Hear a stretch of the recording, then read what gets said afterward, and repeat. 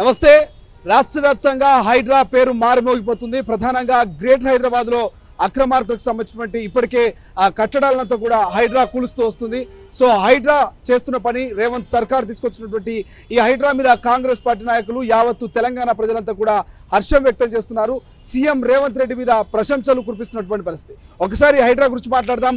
పల్లా రాజేశ్వరరెడ్డి మల్లారెడ్డి కాలేజీలు అక్రమ కట్టడాలని రేపో మాపో కూల్చబోతున్నట్టుగా కొంత సమాచారం అందుతుంది. ఇప్పటికే పల్లా రాజేశ్వరరెడ్డికి సంబంధించినటువంటి కట్టడాలని కూల్చడానికి బుల్డోజర్లు పంపిస్తున్నట్టుగా కొంత వార్తా కథనాలు వస్తున్నాయి. ఒకసారి చెనగాని దయాకర్ మన ప్రస్తుతం మనతో పాటు అధికార ప్రతినిధి దయాకర్ గారు, ప్రధానంగా పల్లా రాజేశ్వరరెడ్డి ఇక మల్లారెడ్డి కుదిరితే ఓవైసీ అక్రమ కట్టడాలను కూడా కూల్చడానికి హైడ్రా వెనుకడుగు వేయట్లేదంటూ ప్రచారం జరుగుతుంది.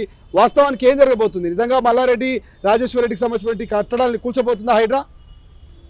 తెలంగాణలో ఇవాళ హైదరాబాద్లో ఉన్నటువంటి ప్రజలందరికీ కూడా ఒక విశ్వాసం నమ్మకం కలిగింది. సంవత్సరాల తరబడి భూ కబ్జాదారుల్లో చెరువులు కుంటలు ఒకవైపు మొత్తం కూడా ధ్వంసం అయిపోతున్న పరిస్థితుల్లో నగరానికి వచ్చే చెరువులు కుంటలు కూడా మొత్తం ధ్వంసం అయినా కూడా గత పాలకులు మౌనం వహించి భూ కబ్జాదారులకు తొత్తులుగా వ్యవహరించారు. ఇవాళ రియల్ హీరో కాదు, ఒక రియల్ హీరోగా తెలంగాణలో నిలిచిపోయాడు ముఖ్యమంత్రి రేవంత్ రెడ్డి గారు అని సందర్భంగా గుర్తు చేస్తూ ఉన్నాం.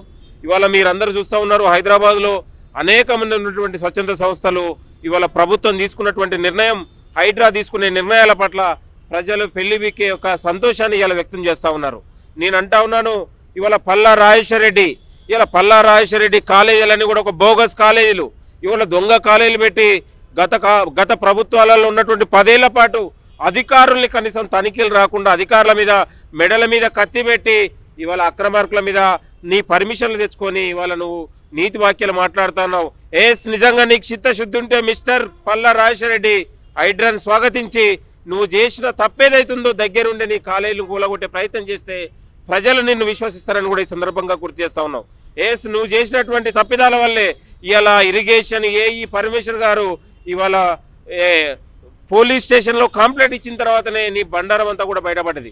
గతంలో అనేక కథనాలు వచ్చినా కూడా నీ ఉన్నటువంటి నీ చెంచాగిరి మీడియాను నిన్ను దాచిపెట్టే ప్రయత్నం చేసినా ఇవాళ ప్రజలందరూ కూడా నీ దొంగ నీతిని బయటపెట్టే ప్రయత్నం చేస్తూ ఉన్నావు. ఇవాళ అనేకమైనటువంటి అక్రమ కాలేజీలు పెట్టి విద్యార్థుల రక్తం దాగి గతంలో ఉన్నటువంటి బోగస్ ఓట్లతో గెలిచినావు. నిన్నగాక మొన్న జనగంలో ఈ పేద ప్రజల పైసలు రక్తం దాగి అక్కడ 50 కోట్లు పెట్టి ఇవ్వాలని నువ్వు గెలిచినావు. ఈ డబ్బులు ఎక్కడే బిడ్డ అని నేను ఈ సందర్భంగా గుర్తు చేస్తా ఉన్నాను. నీకు బీ కేటగిరీ రూల్ తెలియదు. ఇలా అనురాగ్ యూనివర్సిటీలో 2,85,000 ఫీజులు పెట్టి 2 లక్షల డొనేషన్లు పెట్టి పేద విద్యార్థుల ఫీజులు రక్తం దాగుతా ఉన్నావు. ఇలా యూజీసీ నిబంధనలకు విరుద్ధంగా నీ కళాశాల నడుస్తూ ఉంది. నీ మెడికల్ కళాశాల కూడా ఒక బోగస్ అని కూడా ఈ సందర్భంగా గుర్తు చేస్తాను. ఎక్కడ కూడా నీ దాంట్లో ఉన్నటువంటి ఫెసిలిటీ లేదు, అనుమతులు లేవు.